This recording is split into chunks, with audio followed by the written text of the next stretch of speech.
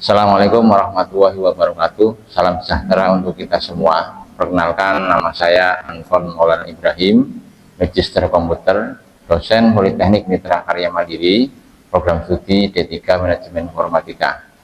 Salah satu mata kuliah yang saya ampu adalah mata kuliah kecerdasan buatan.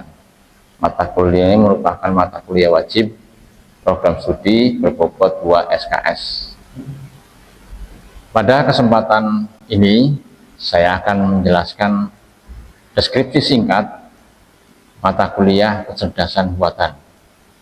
Mata kuliah kecerdasan buatan ini membahas tentang konsep dasar, metode, dan penerapan artificial intelligence dalam penyelesaian solusi komputasi pada bidang manajemen informatika. Nantinya mahasiswa mempelajari konsep agen cerdas, kemudian pencarian solusi, representasi pengetahuan, machine learning, kemudian pre-processing data, klasifikasi data, clustering data, kemudian evaluasi model, kemudian etika penggunaan AI, serta pengembangan prototipe AI sederhana menggunakan Python. Mata kuliah kecerdasan buatan ini berorientasi pada capaian pembelajaran. Mahasiswa tidak hanya mempelajari teori, tetapi juga dituntut untuk mampu membuat solusi AI sederhana yang relevan dengan kebutuhan sistem informasi, bisnis digital, layanan administrasi, serta pengolahan data organisasi. Ada 5 capaian pembelajaran mata kuliah atau CPMK untuk mata kuliah kecerdasan buatan ini. Yang pertama, mahasiswa mampu menjelaskan konsep dasar kecerdasan buatan, kemudian agen cerdas, kemudian ruang masalah, kemudian pencarian solusi, kemudian representasi pengetahuan. CPMK yang kedua, mahasiswa mampu menyelesaikan dan membuat proses pembersihan, transformasi, dan pembagian data untuk kebutuhan model AI. CPMK yang ketiga, mahasiswa mampu menerapkan algoritma machine learning dasar untuk klasifikasi, regresi, clustering, atau rekomendasi sederhana menggunakan Python. CPMK yang keempat, mahasiswa mampu mengevaluasi performa model AI menggunakan metrik yang sesuai dan menafsirkan hasil evaluasi secara logis. CPMK yang kelima, ini mahasiswa diharapkan mampu merancang dan mempresentasikan prototipe AI sederhana untuk kasus manajemen informatika dengan memperhatikan etika, privasi, dan keterbatasan model. Berikut adalah bahan kajian yang nantinya akan disampaikan kepada mahasiswa.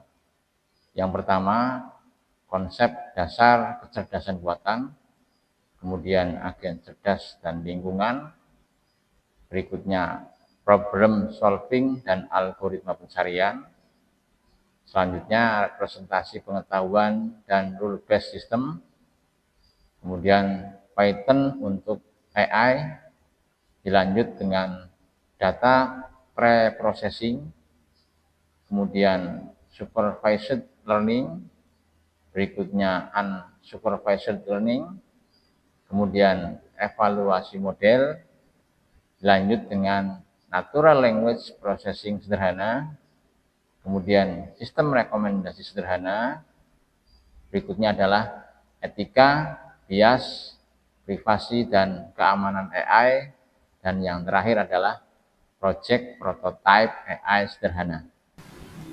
Untuk perangkat yang digunakan pada mata kuliah kecerdasan buatan ini antara lain Python sebagai bahasa pemrograman utama, kemudian Google Colab, kemudian NumPy, kemudian Pandas, kemudian spreadsheet, dan perangkat lain yang tentunya mendukung untuk kelancaran pembuatan proyek sederhana AI. Sedangkan untuk metode pembelajaran, Politeknik Mitra Karya Mandiri, khususnya Prodi Manajemen Informatika, ini menggunakan hybrid learning, perpaduan antara tatap muka online dengan tatap muka secara offline. Juga menggunakan LMS Moodle yang nantinya digunakan untuk mahasiswa dan dosen bisa sharing materi ataupun sharing informasi untuk mata kuliah pemrograman atau mata kuliah kecerdasan buatan ini. Di samping itu, komunikasi antar dosen dan mahasiswa juga dilakukan menggunakan WhatsApp group dan lain sebagainya. Sehingga harapannya mata kuliah ini bisa dilaksanakan sesuai dengan peraturan dan ketentuan yang berlaku.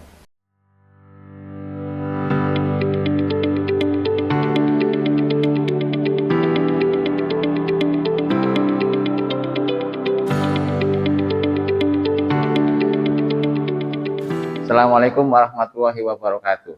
Waalaikumsalam warahmatullahi wabarakatuh. Selamat siang semuanya. Siang. Apa kabar hari ini? Baik. Oke, hari ini kita akan membahas tentang pengantar kecerdasan buatan. Nah, sebelum kita mulai, alangkah baiknya kita mulai dengan bacaan basmalah.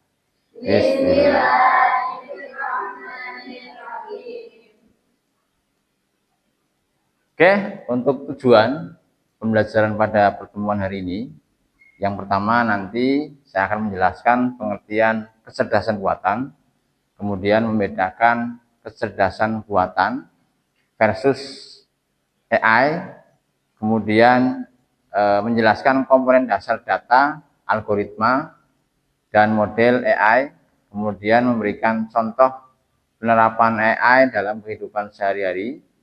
Kemudian nanti kita akan coba memahami tantangan penggunaan AI. Pada pertemuan hari ini, yang pertama, nanti setelah kita mempelajari tentang pengantar, kita akan menjelaskan pengertian kecerdasan buatan, kemudian membedakan kecerdasan manusia dan AI secara umum, kemudian menjelaskan komponen dasar data, algoritma, model, kemudian selanjutnya memberikan contoh penerapan AI dalam kehidupan sehari-hari.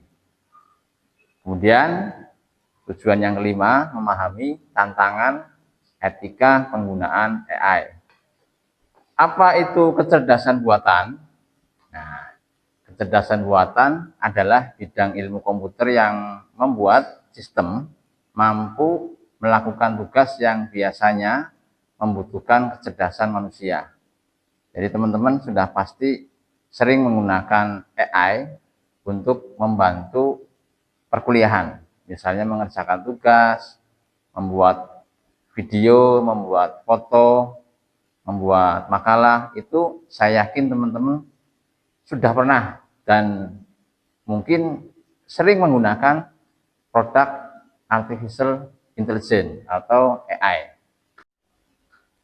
AI itu di sekitar kita itu banyak sekali ya.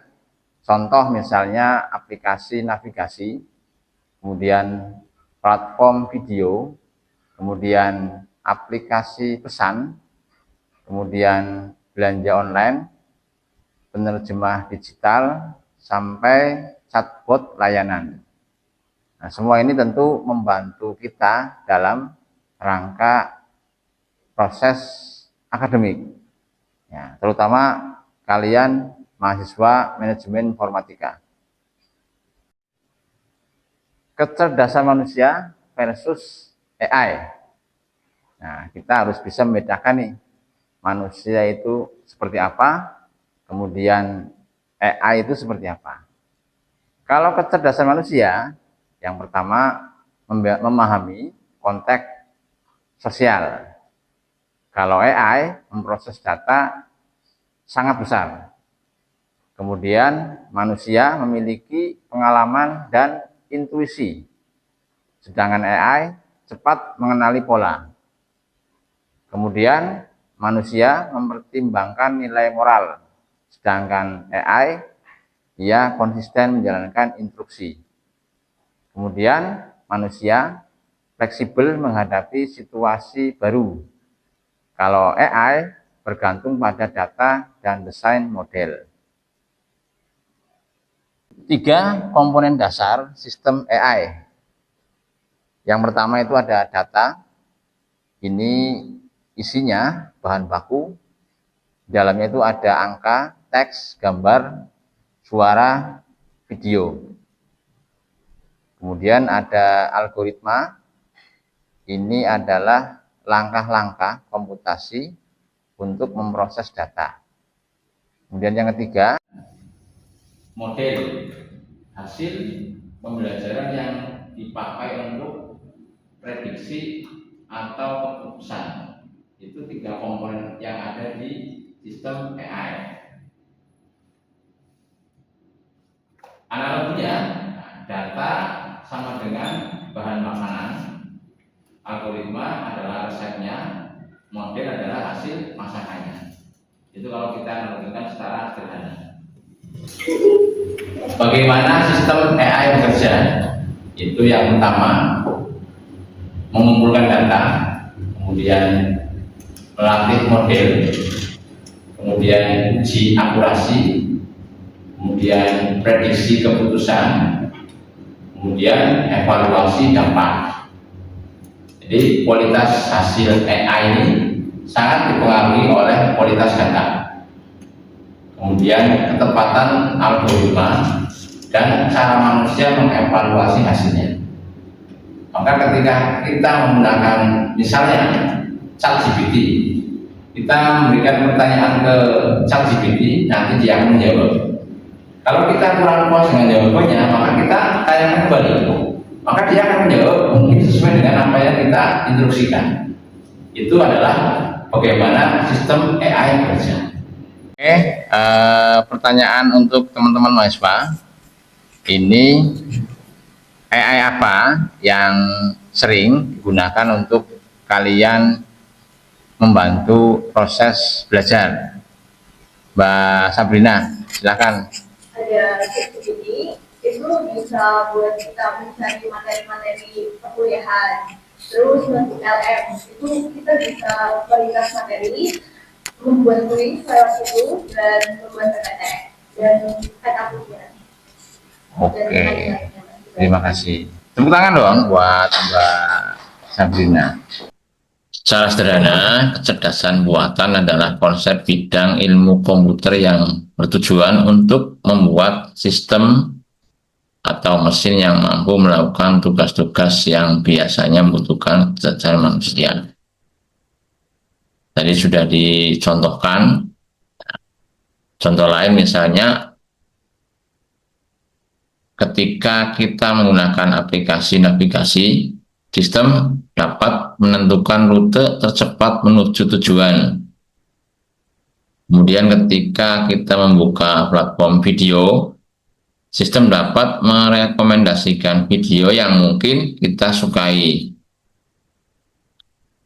Kemudian ketika kita mengetik pesan, sistem dapat memberikan prediksi kata berikutnya. Nah, semua itu merupakan contoh sederhana dari penerapan AI. Namun, penting untuk dipahami bahwa AI tidak berpikir persis seperti manusia. AI bekerja berdasarkan data, algoritma, dan model komputasi. Sistem AI dapat terlihat cerdas karena mampu mengenali pola dan menghasilkan keputusan berdasarkan pola tersebut. Dengan kata lain, kecerdasan buatan adalah kecerdasan yang dibangun melalui proses komputasi. Ia tidak memiliki kesadaran, perasaan, atau pemahaman moral seperti manusia, kecuali jika aspek-aspek tersebut dirancang atau disimulasikan dalam bentuk aturan tertentu. Ketika kita membahas kecerdasan buatan, kita sering mendengar istilah machine learning dan deep learning. Nah, apa itu machine learning? Machine learning adalah cabang dari AI yang memungkinkan komputer belajar dari data tanpa harus diprogram secara eksplisit untuk setiap aturan. Artinya, sistem tidak hanya mengikuti instruksi tetap, tetapi belajar menemukan pola dari data. Sebagai contoh, untuk mengenali apakah sebuah pesan termasuk spam atau bukan, kita tidak harus menulis semua aturan secara manual. Kita dapat memberikan banyak contoh pesan spam dan bukan spam kepada sistem. Nah, dari data tersebut, sistem belajar mengenali pola. Misalnya, kata-kata tertentu, struktur kalimatnya, atau karakteristik pengirim. Sementara itu, deep learning adalah bagian dari machine learning yang menggunakan struktur yang terinspirasi dari jaringan saraf manusia yang disebut artificial neural network. Saya ulangi ya, artificial neural network. Deep learning ini biasanya digunakan untuk tugas-tugas yang kompleks, seperti pengenalan gambar, pengenalan suara, pemrosesan bahasa alami, dan kendaraan otonom. Perbedaannya secara sederhana adalah AI adalah payung besar, di dalam AI terdapat machine learning. Di dalam machine learning terdapat deep learning. Jadi, semua deep learning adalah bagian dari machine learning, dan semua machine learning adalah bagian dari AI. Tetapi tidak semua AI menggunakan machine learning, dan tidak semua machine learning menggunakan deep learning. Nah, pemahaman ini penting agar kita tidak menyamakan semua teknologi cerdas sebagai hal yang sama. Setiap pendekatan memiliki metode, kelebihan, kekurangan, dan kebutuhan yang berbeda. Selanjutnya, untuk mengukur, menilai, dan mengetahui sejauh mana kemampuan kalian memahami apa yang sudah saya sampaikan, silahkan nanti saya memberikan waktu 15 menit untuk kalian bisa membuat presentasi. Ini sebagai tugas kelompok. Silakan diskusikan apa yang sudah saya sampaikan. Kemudian nanti buat PowerPoint atau PPT. Silakan setelah selesai bisa diunggah ke dalam LMS, dan minggu depan masing-masing kelompok bisa mempresentasikan hasil diskusinya pada hari ini. Untuk hari ini saya kira materinya sampai di sini. Rangkuman untuk pertemuan hari ini, yang pertama, AI membuat sistem melakukan tugas yang biasanya membutuhkan kecerdasan manusia. Kemudian yang kedua, AI bekerja melalui data, algoritma, dan model komputasi. Kemudian mesin learning belajar dari data, deep learning adalah bagian dari mesin learning. Kemudian AI diterapkan di pendidikan, kesehatan, bisnis, transportasi, dan keamanan cyber. Yang terakhir, penggunaan AI harus memperhatikan bias, privacy, transparansi, dan tanggung jawab manusia. Sebelum kita akhiri, mari kita tutup dengan bacaan hamdalah. Terima kasih untuk hari ini. Sehat-sehat terus. Assalamualaikum warahmatullahi wabarakatuh. Waalaikumsalam warahmatullahi wabarakatuh. Oke.